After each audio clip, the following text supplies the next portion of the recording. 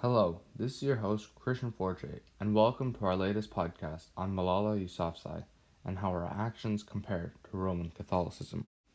Born on July 12, 1997, in what is now known as Pakistan, a smart, brave, fearless young leader was born. Her name is Malala Yousafzai, and she is an inspiration to so many for reasons we will now talk about. Her story begins in 2007 at 10 years old when the Taliban started enforcing their beliefs onto Pakistan.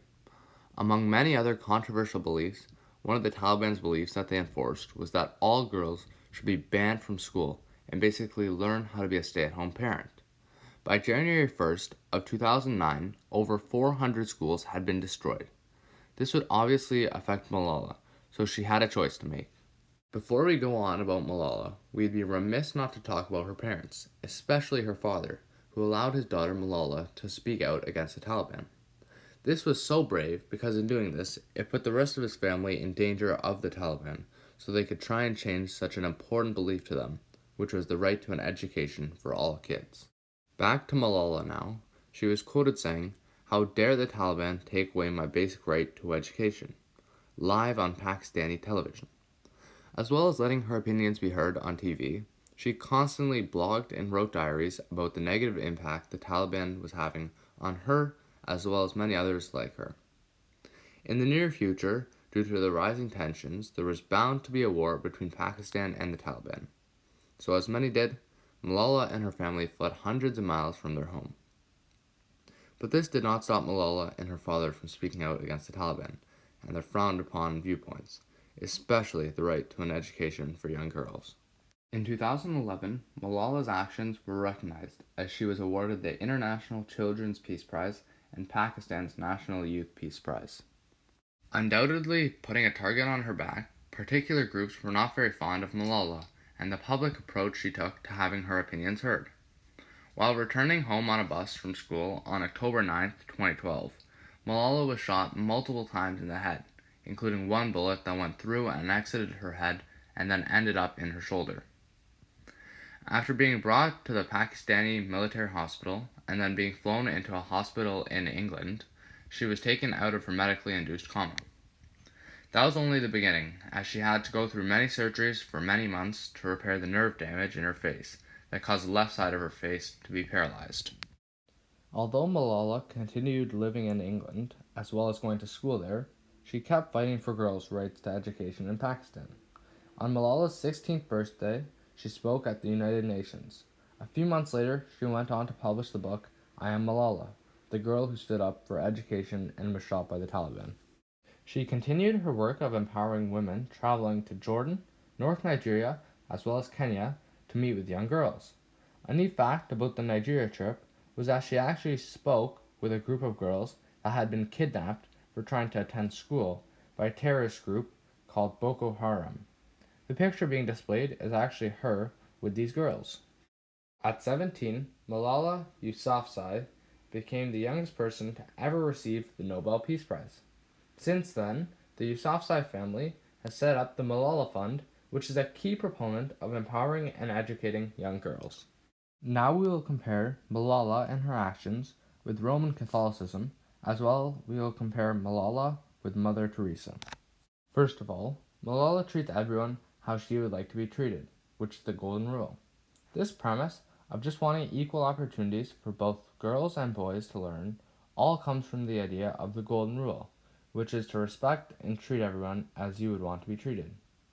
This can be seen in the picture displayed on the screen.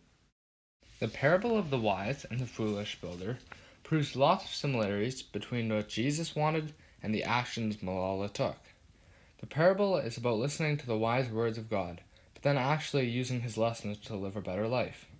What Jesus did not want was for people to just listen to what he had to say and then completely disobey those words by their actions. Malala took action on her beliefs multiple times by speaking out against the Taliban, and also by going to school when only boys were allowed. The person in Christianity that I'll be comparing Malala to is Mother Teresa. Although Mother Teresa and Malala Yousafzai went about changing the world in different ways, they both had extreme devotion to making the world a better place in the ways they believed they could have an impact on. For Malala, it was the opportunity to promote equal education for both girls and boys with a platform the Taliban gave her when she was shot on the bus. For Mother Teresa, it was through becoming a nun, which led to her helping out both the sick and the poor. As a young child, Mother Teresa felt a special calling from God. When she turned 18, she moved out of her home and joined the Sisters of Loreto, which is where she pledged to be a nun. She went on to teach in a Catholic school in India for 17 years before giving up teaching to serve the people on earth that needed her most. She started many charities and helped the people that nobody wanted to deal with. The charities that she started now span all over the world, including into Asia, Europe, Africa, and Latin America, all trying to alleviate some of the pain and stress that the poorest and most unwanted of mankind have to deal with. For Mother Teresa's work, she has received some of the highest honors in the Catholic Church, including the Pope John the 23rd Peace Prize in 1971. Our current Pope, Pope Francis, canonized Mother Teresa a saint on September 4th, 2016. Back to the connection between Malala and Mother Teresa, they both helped out some of the most vulnerable people in our society. Malala spoke out against the issue, while Mother Teresa worked hand in hand in the slums to make others' lives better. Even though Mother Teresa has passed away, she continues to make an impact as people join her charities as well as live lives of faith in the way Mother Teresa would have. As for Malala, she continues to build her legacy, but the world has already seen the changes she has made for all girls, but especially girls in the Middle East, who have historically lacked freedom. With all that being said, both Malala and Mother Teresa act as models for people in their respective religions to aspire to be, and it goes to show that there can be amazing people in all religions. With that being said, I would like to thank you for listening to this podcast and have a great rest of your day.